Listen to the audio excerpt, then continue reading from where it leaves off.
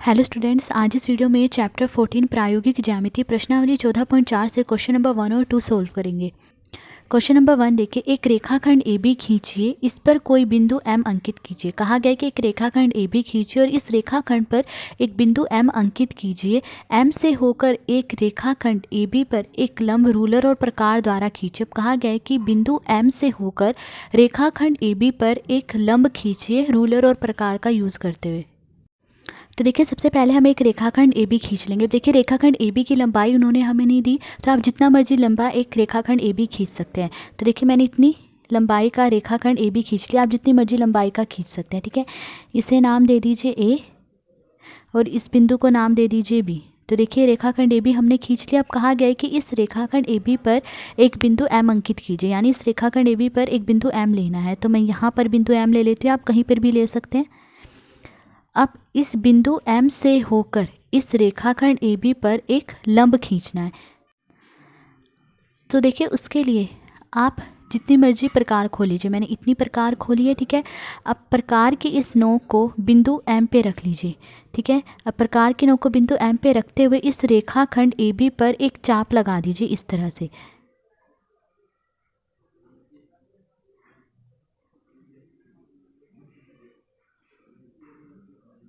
तो देखिए, एक चाप हमने लगा दी है, ठीक है। इसे नाम दे दीजिए बिंदु P और इसे बिंदु Q। अब देखिए, इस चाप पे दो और चाप लगाएंगे।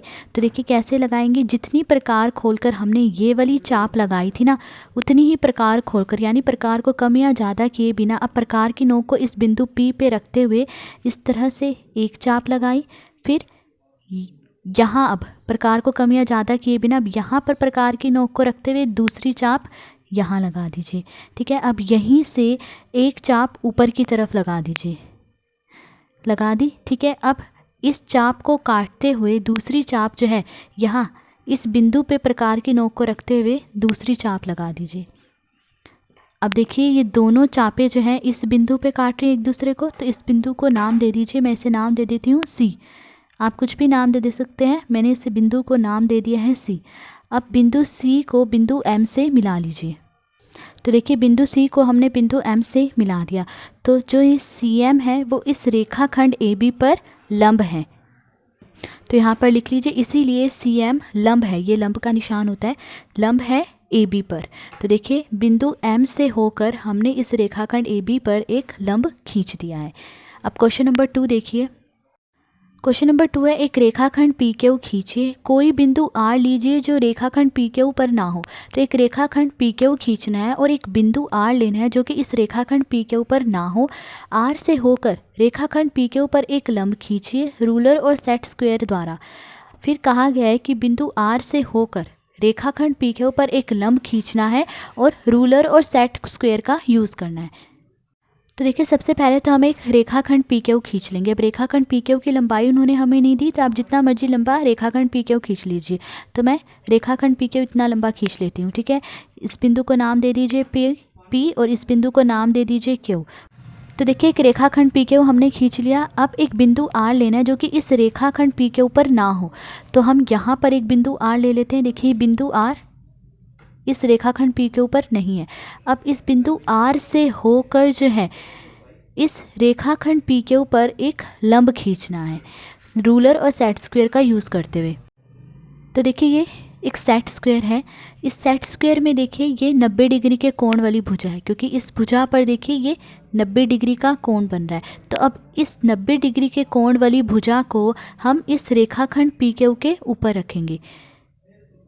तो देखिए, इस 90 डिग्री के कोण वाली भुजा को मैंने इस रेखाखंड PQ पे रख दिया इस तरह से, ठीक है। अब रूलर को, ये जो रूलर है इसे हम इस रेखाखंड PQ के साथ लगा देंगे इस तरह से, ठीक है, लगा दिया। अब देखिए, रूलर को दबा के रखिए, इसे हिलने मत दीजिए।